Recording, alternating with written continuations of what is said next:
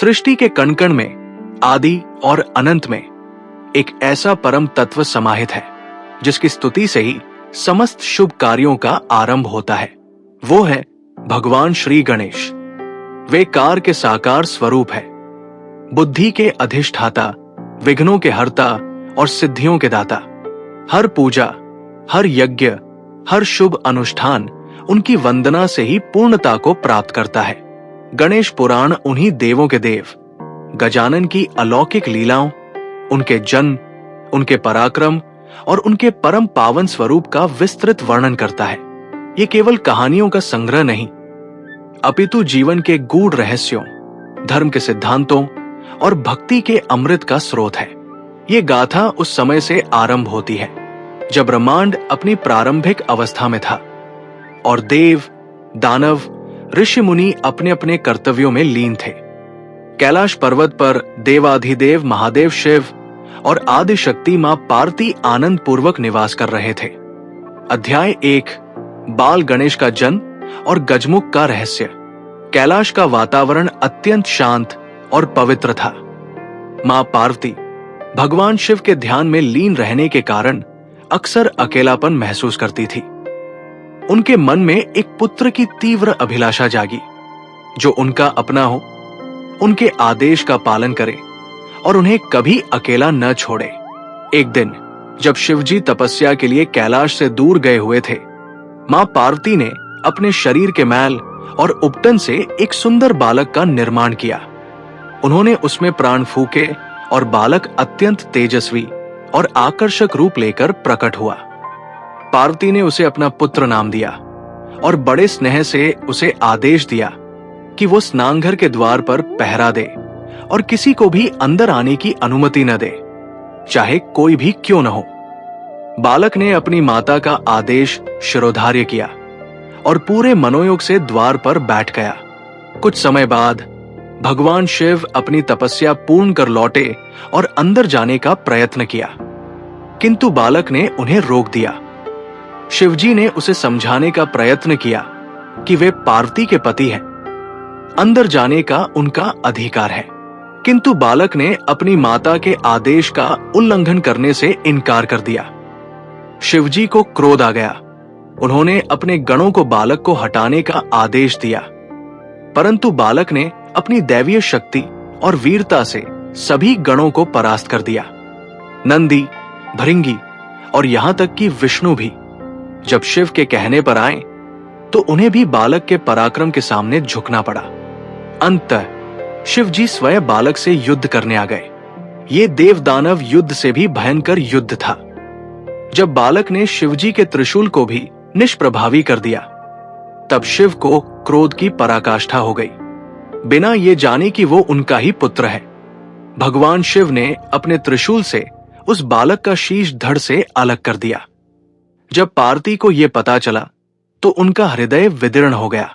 उन्होंने एक भयंकर क्रोधित रूप धारण किया जिससे समस्त ब्रह्मांड थर्रा उठा। उन्होंने घोषणा की कि यदि उनके पुत्र को जीवित नहीं किया गया तो वे सारे ब्रह्मांड को नष्ट कर देंगी।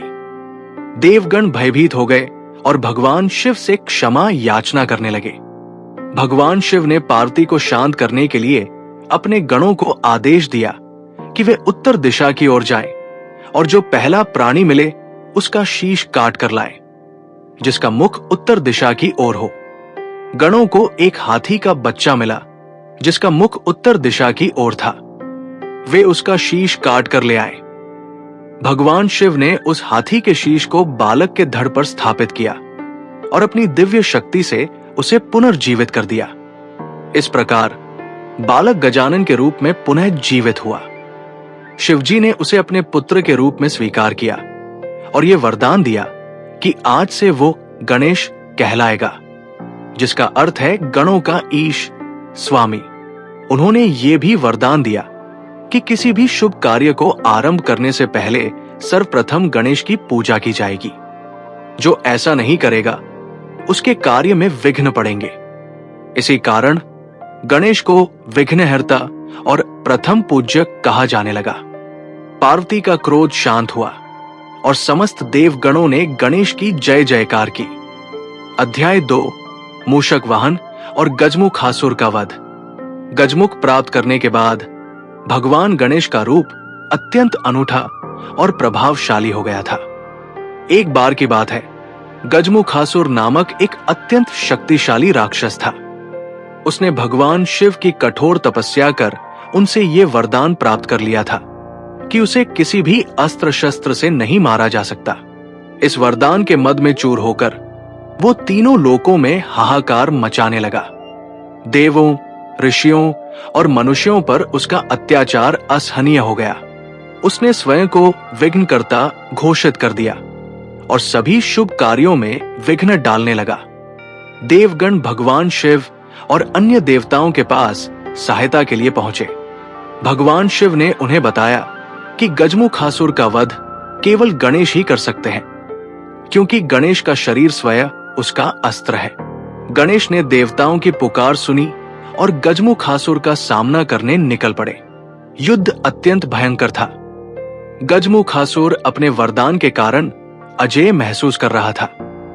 गणेश ने अपने बड़े शरीर, सूंड और दांतों का उपयोग कर उससे युद्ध किया। अंततः गणेश ने अपनी एक सूंड तोड़ ली और उसी को अस्त्र बनाकर गजमुखासुर पर प्रहार किया। ये कोई अस्त्र शस्त्र नहीं था, बल्कि गणेश के शरीर का ही एक अंग था।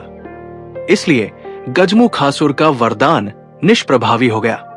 गणेश के प्रहार से गजमुखासुर धराशायी हो गया। मरने से पहले उसने गणेश से क्षमा याचना की और उनसे आग्रह किया कि उसे किसी ऐसे रूप में स्वीकार किया जाए जो हमेशा उनके साथ रहे। गणेश ने उसकी प्रार्थना स्वीकार की और उसे एक विशालकाय मूषक, चूहे के रूप में परिवर्तित कर दिया। उस दिन से वो विशाल मूषक गणेश का वाहन बन गया। इस प्रकार गणेश ने गजमुखासुर का वध कर तीनों लोकों को उसके अत्याचारों से मुक्त किया और उसे अपने वाहन के रूप में स्वीकार करके उसका उद्धार किया। मूषक वाहन गणेश की सहज गतिशीलता और छोटे से छह ओटे जीवों के प्रति उनकी करुणा का प्रतीक बन गया। अध्याय 3, चंद्रमा का श्राप और गणेश चतुर्थी का महत्व। एक बार भगवान गणेश अपनी प्रिय मोदक यात्रा से लौट रहे थे। जैसा कि उनका शरीर थोड़ा स्थूल और पेट बड़ा था, वे अपने मूषक वाहन पर आराम से बैठे थे। रास्ते में चंद्रमा ने अपनी चांदनी बिखेर रखी थी। गणेश के आगमन पर सभी देवता उनका अभिवादन कर रहे थे। अचानक गणेश का वाहन मूषक एक सांप देखकर डर गया और उछल पड़ा, जिससे गणेश असंतुलित होकर नीचे गिर पड़े। उनके पेट में रखे मोदक चारों ओर बिखर गए। गणेश ने जल्दी से अपने मोदकों को समेटा और अपने टूटे हुए पेट को एक सांप से बांध लिया। ये दृश्य देखकर चंद्रमा को हंसी आ गई। उसकी हंसी में अहंकार और उपहास छिपा था। गणेश ने अपने अपमान को महसूस किया। उन्होंने क्रोधित होकर चंद्रमा को श्राप दिया, तुमने मेरे रूप का उपहास किया है। आज से जो भी व्यक्ति तुम्हें देखेगा उस पर झूठा कलंक लगेगा और उसे अपमानित होना पड़ेगा। चंद्रमा श्राप सुनकर भयभीत हो गया। उसका तेज फीका पड़ गया और वो अपनी चमक खोने लगा। देवलोक में हड़कंप मच गया, क्योंकि चंद्रमा के बिना रात्रि अंधकारमय हो गई और औषधियों पर भी इसका प्रभाव पड़ने लगा। सभी देवताओं ने गणेश से विनती की कि वे अपना श्राप वापस ले ले। गणेश शांत हुए और बोले, मेरा श्राप पूर्णतः वापस नहीं लिया जा सकता, किंतु मैं इसमें संशोधन कर सकता हूं। उन्होंने कहा, जो व्यक्ति भाद्रपद शुक्ल चतुर्थी के दिन चंद्रमा को देखेगा उसी पर कलंक लगेगा, किंतु यदि कोई इस दिन गणेश पूजा करे और फिर गलती से चंद्रमा को देख ले तो उसे ये कलंक नहीं लगेगा। साथ ही यदि कोई इस दिन कलंक का अनुभव कर रहा हो तो उसे स्यमंतक मणि की कथा सुननी या पढ़नी चाहिए, जिससे उसका कलंक दूर हो जाएगा। इसी कारण आज भी गणेश चतुर्थी के दिन चंद्रमा दर्शन वर्जित माना जाता है। ये कथा हमें अहंकार से बचने और किसी का उपहास न करने की सीख देती है। साथ ही गणेश की पूजा के महत्व को भी बताती है। अध्याय 4, कुबेर का मद भंजन। धन के देवता कुबेर अपनी अपार संपत्ति और ऐश्वर्य के कारण थोड़े मद में चूर रहते थे। एक बार उनके मन में ये विचार आया कि वे पूरे देवलोक को एक भव्य भोज पर आमंत्रित करें और सबको अपनी संपन्नता का प्रदर्शन करें। उन्होंने भगवान शिव को भी आमंत्रित किया। शिवजी ने कुबेर का आमंत्रण स्वीकार तो कर लिया, परंतु अपनी ओर से गणेश को भेजने का निश्चय किया। उन्होंने कुबेर से कहा, मैं तो नहीं आ पाऊंगा, किंतु मैं अपने प्रिय पुत्र गणेश को भेजूंगा। वे मेरे ही समान हैं। कुबेर को लगा कि एक छोटे बालक को खिलाना कौन सी बड़ी बात है। उसने शिवजी की बात हल्के में ली और सोचा कि वो गणेश को खिलाकर शिवजी को प्रसन्न कर लेगा और साथ ही अपनी महत्ता भी दर्शा देगा। गणेश अपने मूषक वाहन पर सवार होकर कुबेर के महल में पहुंचे। कुबेर ने बड़े गर्व से उन्हें शानदार भोजन परोसा। गणेश ने भोजन करना शुरू किया। पहला व्यंजन समाप्त हुआ, दूसरा, तीसरा। कुबेर ने जितना भोजन बनाया था, गणेश अकेले ही सब खाते चले गए। कुबेर के सेवक बार बार रसोई से भोजन लाते रहे, परंतु गणेश का पेट भरने का नाम ही नहीं ले रहा था। देखते ही देखते कुबेर के महल का सारा भोजन समाप्त हो गया। यहां तक कि रसोई में रखा कच्चा अनाज, फल, सब्जियां भी गणेश ने खा ली। फिर भी गणेश ने कहा, हे कुबेर, मुझे अभी भी भूख लगी है, कुछ और भोजन है क्या? कुबेर घबरा गया। उसकी सारी संपत्ति, सारे वैभव गणेश के सामने फीके पड़ गए। उसे अपनी गलती का एहसास हुआ। भयभीत होकर कुबेर भागा भागा शिवजी के पास पहुंचा और सारी बात बताई। उसने शिवजी से विनती की कि वे गणेश को शांत करें, अन्यथा वे सब कुछ खा जाएंगे। शिवजी मुस्कुराए और कुबेर को एक बेलपत्र और एक कटोरी भुने हुए चावल, लैया, खाने को दिया। उन्होंने कहा, ये गणेश को दो, ये उनकी भूख शांत कर देगा। कुबेर ने शिवजी के बताए अनुसार गणेश को बेलपत्र और भुने हुए चावल दिए। आश्चर्यजनक रूप से जैसे ही गणेश ने वो प्रसाद ग्रहण किया, उनकी भूख शांत हो गई। कुबेर को अपनी गलती का एहसास हुआ और उसका सारा मद टूट गया। उसने गणेश से क्षमा याचना की। इस घटना से कुबेर को यह सीख मिली कि भौतिक धन और ऐश्वर्य की कोई सीमा नहीं होती, परंतु संतोष और दैवीय कृपा सर्वोपरि है। गणेश ने कुबेर को क्षमा कर दिया और उसे अपने भक्तों को सद्बुद्धि से धन का उपयोग करने का आशीर्वाद दिया। अध्याय 5, एक दंत का रहस्य और परशुराम से युद्ध। एक बार भगवान शिव अपने कक्ष में ध्यान कर रहे थे। बाहर गणेश द्वार पर पहरा दे रहे थे। उसी समय भगवान विष्णु के अवतार परशुराम, शिवजी के प्रिय शिष्य, उनसे मिलने कैलाश पहुंचे। परशुराम को शिवजी ने एक दिव्य परशु, कुल्हाड़ी, प्रदान किया था, जिससे वे अत्यंत शक्तिशाली हो गए थे। जब परशुराम ने अंदर जाने का प्रयास किया तो गणेश ने उन्हें रोक दिया। परशुराम ने समझाया कि वे शिवजी के शिष्य हैं और उनसे मिलने आए हैं, किंतु गणेश ने अपनी माता पार्वती के आदेश का पालन करते हुए उन्हें अंदर जाने से मना कर दिया। परशुराम को क्रोध आ गया। उन्होंने गणेश को चुनौती दी और दोनों के बीच भयंकर युद्ध छिड़ गया। ये युद्ध कोई साधारण युद्ध नहीं था। गणेश ने अपनी सूंड, दांत और विशाल शरीर से परशुराम का सामना किया। परशुराम ने अपने गुरु द्वारा दिए गए परशु का उपयोग किया। जब परशुराम ने देखा कि गणेश आसानी से नहीं मान रहे हैं, तो उन्होंने क्रोधित होकर अपने दिव्य परशु से गणेश पर प्रहार किया। गणेश अपने गुरु परशुराम के प्रति सम्मान और उस परशु, जो स्वयं शिवजी द्वारा दिया गया था, के प्रति आदर के कारण उस परशु का प्रहार सीधे अपने ऊपर नहीं लेना चाहते थे, न ही उसे रोकना चाहते थे, किंतु वे अपने कर्तव्य से भी विमुख नहीं होना चाहते थे। उन्होंने उस परशु को अपने एक दांत, दाहिनी सूंड, पर लिया। परशु के प्रहार से गणेश का एक दांत टूट गया। इस घटना के बाद से गणेश एक दंत कहलाए। परशुराम को अपनी गलती का एहसास हुआ और उन्होंने गणेश से क्षमा याचना की। गणेश ने उन्हें माफ कर दिया और शिवजी ने भी अपने कक्ष से निकलकर दोनों को आशीर्वाद दिया। ये कथा कर्तव्यनिष्ठा, गुरु के प्रति सम्मान और अपनी क्षमताओं के सही उपयोग का संदेश देती है। अध्याय 6, महाभारत लेखन का दिव्य कार्य। एक समय की बात है, महर्षि वेदव्यास ने महाभारत जैसे विशालकाय और गूढ़ काव्य की रचना करने का निश्चय किया। ये एक ऐसा ग्रंथ था जिसमें धर्म, अर्थ, काम, मोक्ष के सभी सिद्धांतों का वर्णन था। परंतु इस महाकाव्य को लिखने के लिए उन्हें एक ऐसे लेखक की आवश्यकता थी जो इसे बिना रुके, बिना त्रुटि के लिख सके। महर्षि ब्रह्मा ने उन्हें सुझाव दिया कि वे भगवान गणेश से सहायता मांगे। वेदव्यास गणेश के पास पहुंचे और उनसे महाभारत लिखने का अनुरोध किया। गणेश सहमत हो गए, किंतु उन्होंने एक शर्त रखी, मैं लिखूंगा, परंतु आप बिना रुके कथा सुनाते रहेंगे। जहां आप रुकेंगे, मैं लिखना बंद कर दूंगा। व्यास जी ने भी एक प्रतिशर्त रखी, मैं सुनाऊंगा, परंतु आप प्रत्येक श्लोक को समझकर ही लिखेंगे। यदि आप बिना समझे लिखेंगे तो मैं रुक जाऊंगा। गणेश ने यह शर्त स्वीकार कर ली।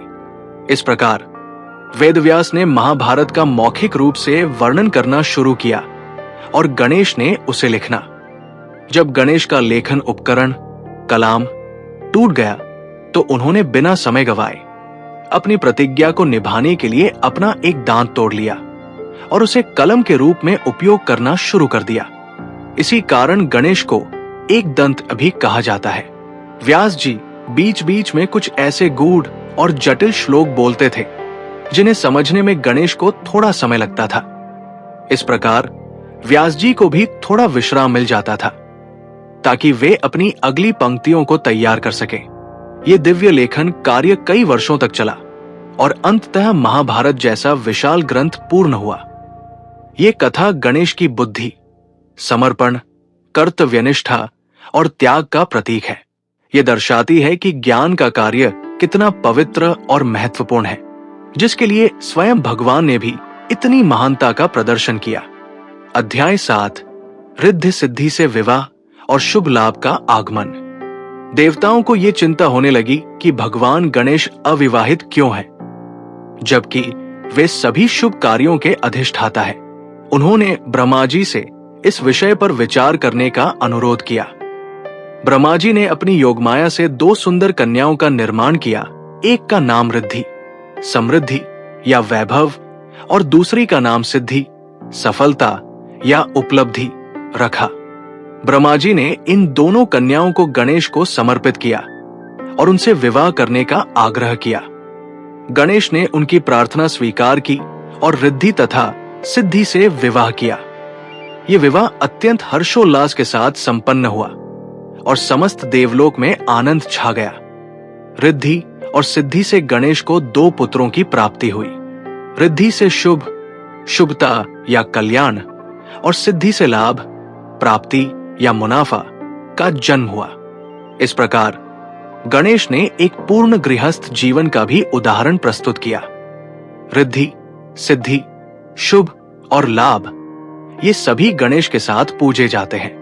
ये इस बात का प्रतीक है कि जहां गणेश होते हैं वहां सुख, समृद्धि, सफलता, शुभता और लाभ स्वतः ही चले आते हैं।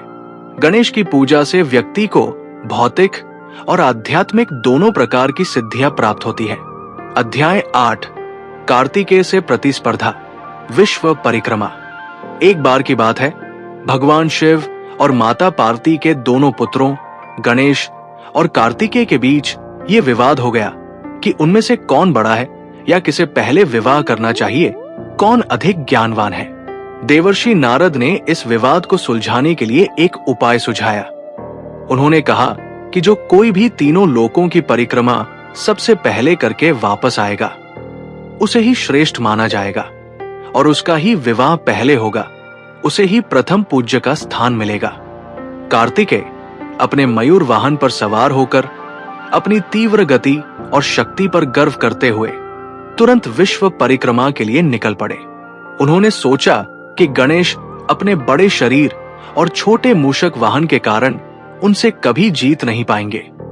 इधर गणेश ने अपनी बुद्धि का प्रयोग किया उन्होंने नारद जी से पूछा कि विश्व क्या है। नारद जी ने उत्तर दिया कि माता पिता ही पूरे विश्व के समान है। गणेश ने अपनी माता पिता शिव पार्वती को देखा, उनके चारों ओर एक बार परिक्रमा की और हाथ जोड़कर उनके सामने खड़े हो गए। जब कार्तिकेय कई वर्षों बाद थक हार कर विश्व की परिक्रमा पूरी करके लौटे तो उन्होंने देखा कि गणेश पहले ही वहां उपस्थित है। कार्तिकेय ने आश्चर्यचकित होकर कारण पूछा। गणेश ने मुस्कुराते हुए कहा, मेरे लिए मेरे माता पिता ही मेरा संपूर्ण विश्व है।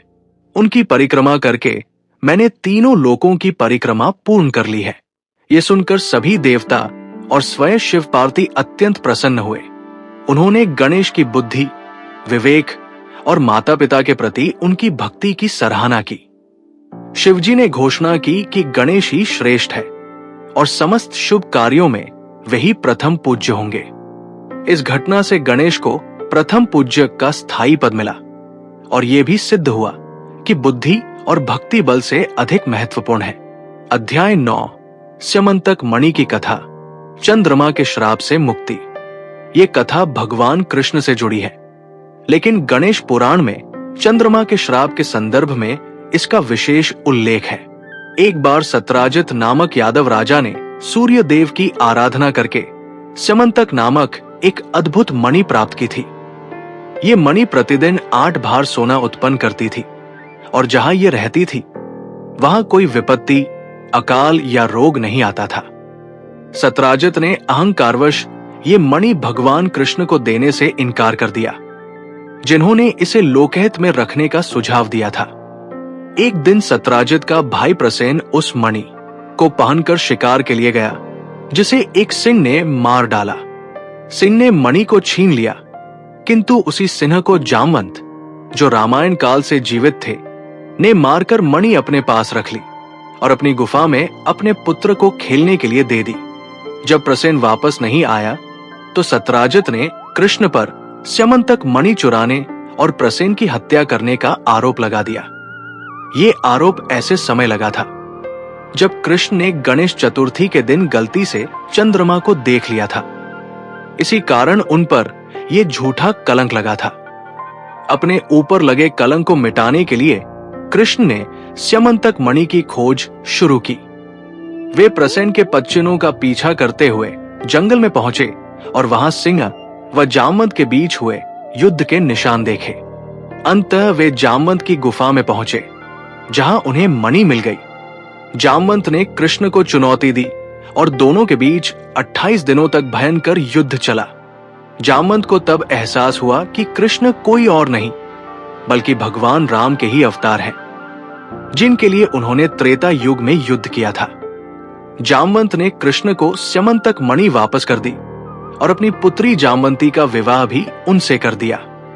कृष्ण मणि लेकर द्वारका लौटे और सत्राजित के सामने पूरी सच्चाई बताई। सत्राजित को अपनी गलती का एहसास हुआ और उसने कृष्ण से क्षमा याचना की।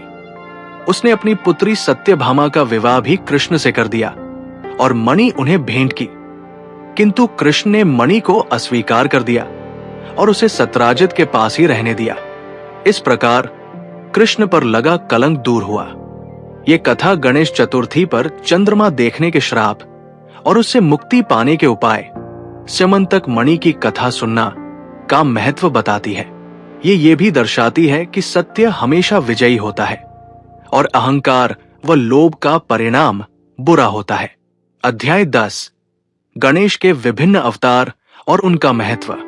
गणेश पुराण केवल एक जन्म की कथा नहीं, अपितु विभिन्न युगों में भगवान गणेश के अनेक अवतारों का भी वर्णन करता है, जिन्होंने धर्म की स्थापना और दुष्टों के संहार के लिए जन्म लिया। कुछ प्रमुख अवतार इस प्रकार है। महोत्कट विनायक, त्रेता युग। इस अवतार में उन्होंने देवताओं को वरदान देने वाले देवांतक और नरांतक नामक राक्षसों का वध किया।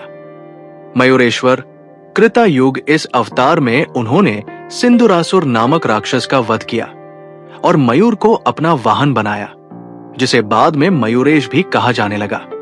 गजानन, द्वापर युग। ये वही स्वरूप है जिसमें उन्होंने महाभारत का लेखन किया और कई लीलाएं की। धूम्रकेतु। कलयुग ऐसा माना जाता है कि कलयुग में गणेश धूम्रकेतु के रूप में अवतरित होंगे, जो पापियों का संहार करेंगे और धर्म की पुनः स्थापना करेंगे। इन अवतारों के माध्यम से गणेश पुराण ये दर्शाता है कि भगवान गणेश केवल एक देवता नहीं, अपितु परम ब्रह्मा है, जो हर युग में भक्तों के कल्याण और धर्म की रक्षा के लिए प्रकट होते हैं। उपसंहार। गजानन की महिमा और पूजा का फल। गणेश पुराण विघ्नहर्ता गजानन की अलौकिक गाथाओं का एक अद्भुत संग्रह है। यह हमें सिखाता है कि बुद्धि, विवेक, नम्रता, कर्तव्यनिष्ठा और माता पिता के प्रति भक्ति ही जीवन में सफलता और मोक्ष का मार्ग है। भगवान गणेश का स्थूल शरीर ब्रह्मांड का प्रतीक है। उनकी बड़ी आंखें दूरदर्शिता का, बड़े कान ज्ञान ग्रहण करने का, सूक्ष्म शक्ति और अनुकूलनशीलता का तथा छोटा मुंह कम बोलने और अधिक सुनने का प्रतीक है। उनकी पूजा से व्यक्ति को न केवल भौतिक समृद्धि और सफलता, रिद्धि सिद्धि मिलती है, बल्कि आध्यात्मिक ज्ञान और शांति भी प्राप्त होती है। वे हर बाधा को दूर करने वाले विघ्नहर्ता, हर शुभ कार्य के आरंभकर्ता, प्रथम पूज्य और समस्त कलाओं व ज्ञान के दाता है। जो भक्त सच्चे हृदय से गणेश की शरण में आता है, उसे सभी प्रकार के सुख, शांति और मोक्ष की प्राप्ति होती है। गणेश पुराण का श्रवण और पठन करने से पापों का नाश होता है, दुखों का निवारण होता है और अंत में परम गति प्राप्त होती है। ये ग्रंथ हमें बताता है कि गणेश ही कार है, ब्रह्मा है, विष्णु है और शिव भी है। वे समस्त देवों के सार और एकात्मकता के प्रतीक है। जय श्री गणेश।